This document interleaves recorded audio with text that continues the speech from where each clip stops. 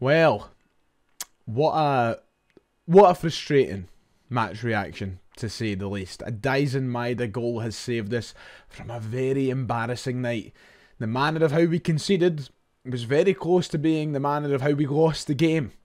Celtic had to pick up the pace, they had to recover, and they did that. Did they do it to the extent that I would have liked? No, of course not. We didn't walk away with 3 points tonight. A disappointing evening, I would say. Quite a letdown when you consider the levels of performance Celtic have put in front of us in the Champions League this season. But nonetheless, a very important point against a very good side. And I think that come the end of this league phase, we'll look back at it as an important point. So, a lot to unpack in what I feel like will be one of the more complex match reactions of the season. Celtic won, Club Brugge won. Let's talk about that. It was very close to being the man. If you haven't, make sure to hit like and subscribe. That would be much appreciated. We're here for our post-match day 5 Champions League game reaction against Club Brugge. 1-0, the final score. And a game where I think Celtic will ultimately feel disappointed, and they can only be disappointed at themselves. We didn't perform well enough tonight. I feel like we didn't really turn up. A vast improvement in the second half. I think it was one of those games that kind of fits into the old saying of a game of two halves. First half, incredibly poor. Second half, much better. But even at that, we didn't play with that same intensity, that same urgency that I feel like we've seen from Celtic in the other 2 home legs in the Champions League against Bratislava and against Leipzig, and especially when you consider the levels that we showed against a team like Leipzig. Not to have that again tonight, it felt off. It felt like a letdown.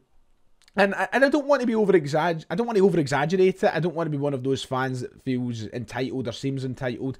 I think that ultimately a point against a side like Bruges, the champions of Belgium, is still an impressive result for us. It's still a good result for us. But I'm just disappointed with the performance itself and the nature of how we went about getting that point.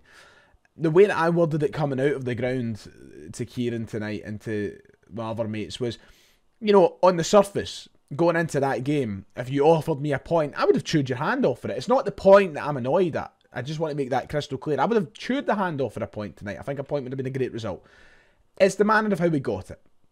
It's the performance that went alongside it. Because I know that Celtic can be better than that. Not only on a domestic level, but on a European level. I know that Celtic can be better than that. And we played a side who, you know, were bang average today. I'm not going to subscribe to the notion that Celtic were lucky to get a point. Bruges weren't impressive. I don't care what anybody says. I don't think they were that great. I will give them their credit for being set up well and kind of restricting Celtic from being the team that we normally are, for keeping control of the ball, and especially in the first half when they had more of it. They deserve credit for aspects of their performance, but they didn't do anything that necessarily suggested that Celtic were lucky to get a point tonight. They barely had a shot on target, you know, and their goal was an own goal. So I don't think that Bruges were anything special. A good team, but nothing special on the night. And I think that when you see a team play like that, you think of what Celtic could do to them. And we didn't get that. We didn't get that ruthless Celtic, that Celtic that cut the throat of RB Leipzig, the one that mopped the floor with Bratislava. And I think that that's what I'm most disappointed about. Not the point, not the entitlement of feeling like Celtic should be winning all the time, just the general performance. I don't think it was good enough. I think I'll sit here, and before we get into analysing each and every individual player in the first half and second half as separate entities, nobody got pass marks for me tonight. Nobody.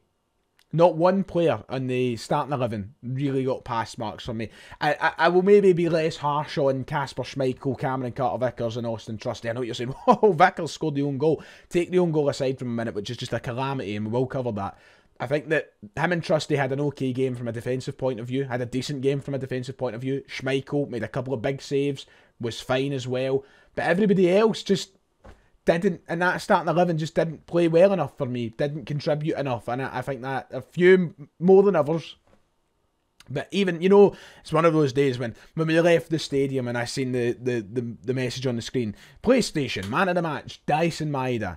I thought to myself, the only reason he was man of the match is because he got the goal, because he was rotten. He was terrible. He had a rotten game. Great goal, absolutely, but he wasn't good at all today in the general performance. And from start to finish till he went off. He was poor. So I don't think any of the team really got pass marks for me in that regard. And we just lacked a lot of our usual quality. And it was disappointing. It was.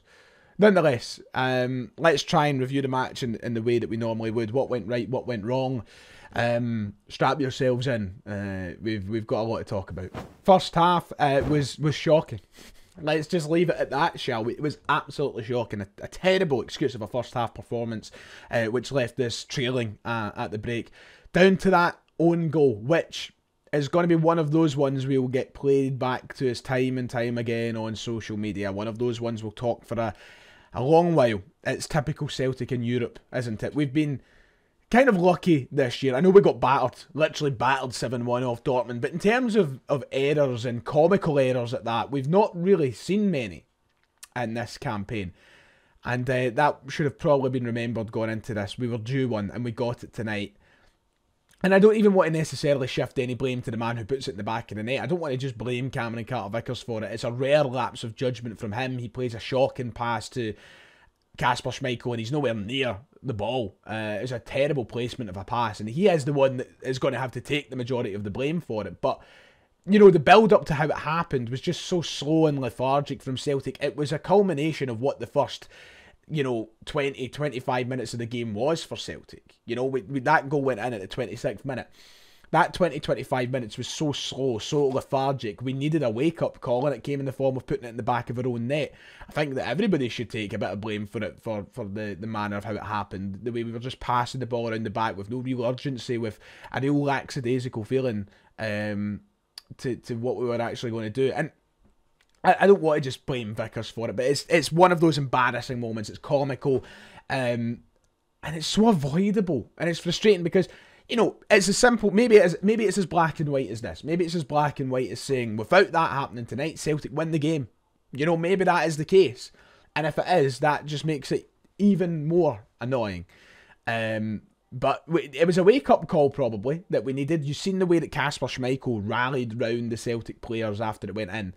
I was really proud of that as a supporter, to see him step up. And I think a game where our captain wasn't all that great, not to doubt Callum McGregor's captain abilities for a moment. I never would. He's a fantastic captain, and we're lucky to have him. But I think when even he was struggling, to see Kasper Schmeichel really rally behind the team and really get them back up and running, it was just a poor first half, though. It was really poor. And as I said, we lacked that same engine on our side.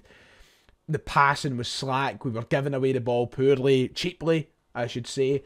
And we were making Club Brugge look much better than they actually were. They had so much of the ball. And I said it in my match preview. They're a team that like possession-based football. They like to keep the ball, and we need to stop that. But we were just letting them be so comfortable. I thought we lacked so much of that press we usually have, especially higher up the park.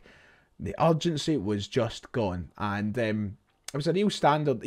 I was quite surprised it only left off at 1-0 with the way we were playing. But there was a few performances that we probably need to talk about. I thought we struggled most down that left-hand side from a defensive point of view, especially. Greg Taylor.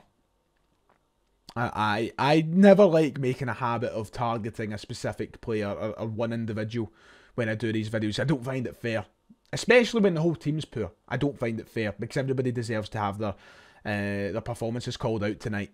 But Greg Taylor, holy moly. We need to have a word. We need to have a word. That's another poor Champions League performance. And another performance which pretty much shows me and shows everyone that he's not good enough for the level. Constantly out of position. Constantly holding off his man. Letting them cut inside. Shiting out tackles. He was just so bad. And I think we're lucky more damage didn't come from that right-hand side of their attack. It didn't help with Dyson Maeda in front of him, who I thought was really poor. For his standards tonight, I thought he was really, really poor. He was worse than Taylor for the whole shiting out of things. I thought he lacked that same energy and that same determination to get the ball and to win the ball back and chase players and put pressure on folk. He didn't have it, and that left-hand side for us was just vacant. But Taylor, I mean, the difference, I thought once, if Ali wasn't even great, like, he was fine, he was good. I actually think that Valley had a good game when he came off the bench. But he wasn't extraordinary.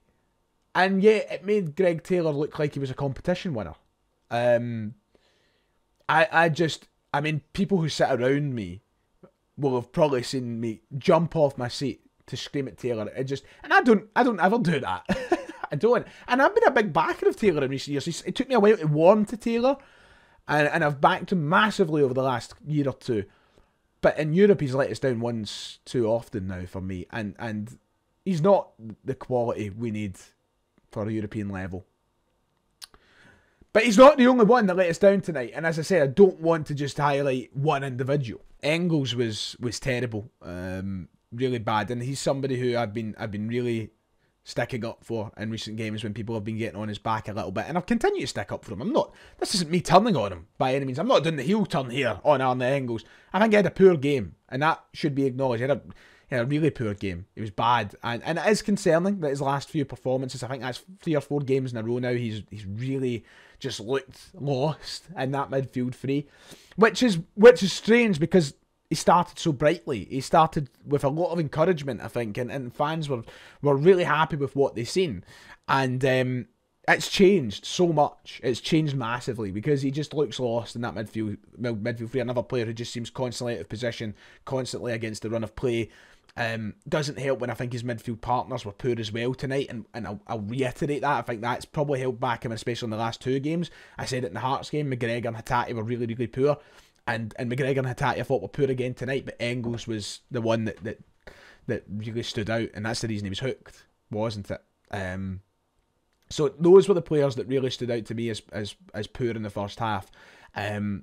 Engels maybe needs a wee bit of time to recover, get the confidence back. Maybe he should be dropped for the weekend. I think he will be dropped. But first half was just a shambles of a performance. It didn't look like the Celtic we've got used to this season. It just felt like there was an engine missing from what has been a McLaren type rocket ship of a team. Wasn't there first half. Second half we seen definite improvement. Still not to the standards that I would expect of Celtic, but it was much better. And we controlled the second half. And this is why I wouldn't subscribe to the notion of us being lucky or Brugge being this much better team. They weren't. I think the stats... What did the stats finish off like? Can I get them just actually now on screen? I mean, we ended up with 60% of the ball. Brugge did have more shots, but we had the same amount of shots on target. As I said, no team really stood out as the much better side. Certainly wasn't Brugge, and I won't let people run away with that. Second half was better, just not what we needed it to be. We made changes. I think the changes helped us a lot. Seconds after Taylor goes off the park, we score. Is it coincidence? No, because Valley's big in the goal. So it's not a coincidence. I think it was a big change and it helped us a lot. Bernardo, though, I think was probably the biggest factor in us doing a lot better. I thought he helped tidy up a few things in the midfield that was going wrong. He just looked in better control of the game, especially in tighter spaces. But we were just much, much better. The changes really did help us.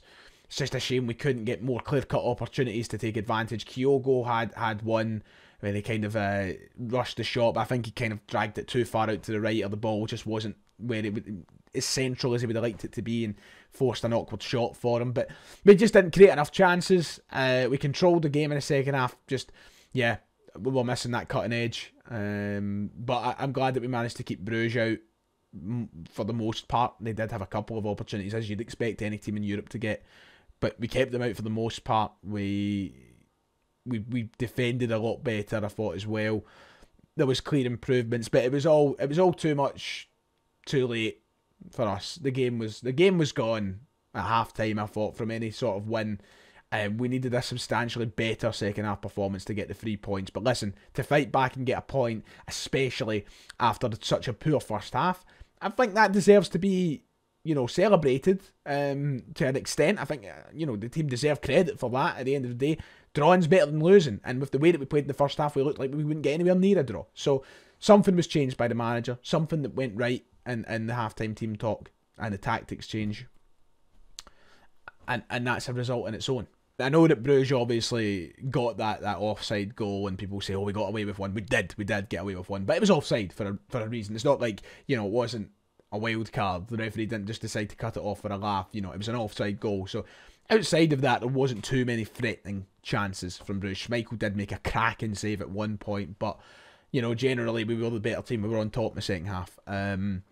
Yeah, we just need to, you know, we need to raise that standard again now. You know, tonight a win would have left us in a very good position. A win would have left us in the conversation of, you know, we're through effectively, and now it's not as cut and dry as that. We need to go and win at Zagreb. We need to beat Young Boys. We need to put ourselves in that position. But, you know, I'm really happy with how we've started. Listen, if you offered me the 8 points at this point, I would have been delighted.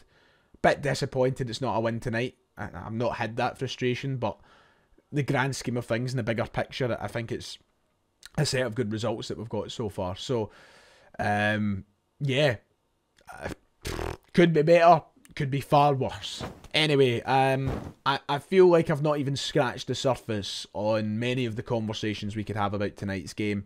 So we'll be back on the channel tomorrow, and we'll also do the podcast tomorrow night as well, which will allow a bit more of an open conversation with me, Kieran and Dylan. So, yeah, check them out, and we'll definitely dive further into the game.